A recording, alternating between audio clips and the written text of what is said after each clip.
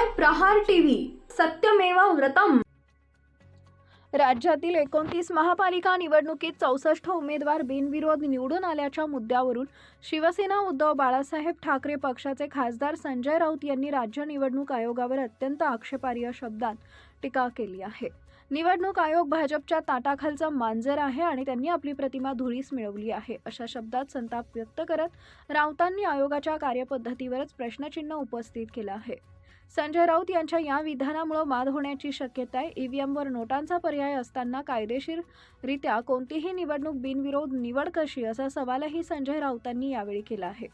संजय राऊत यांनी बिनविरोध निवडणुकीच्या कायदेशीर वैधतेवर हल्ला चढवला।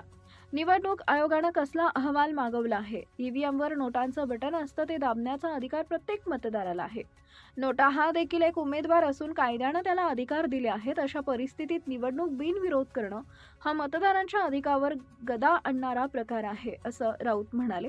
तसेच राहुल नार्वेकर यांच्यावर निवडणूक आयोगाने कारवाई न केल्यासंदर्भात विचारले असता संजय राऊत यांनी अत्यंत खालच्या शब्दात आयोगावर टीका केली आहे। निवडणूक आयोग हिम्मत म्हणजे संविधानिक पदावर बसलेले असताना कार्यालयात टीएन शेषन यांचा फोटो लावा आणि त्यांच्या प्रकारे काम करण्याचा प्रयत्न करा, नाहीतर लोक तुम्हाला गांडू किंवा ताटाखालचं मांजर म्हणणारच। निवडणूक आयोगाने त्याची प्रतिष्ठा महाराष्ट्र आणि देशात धुळीस मिळवली आहे, असं संजय राऊत म्हणाले।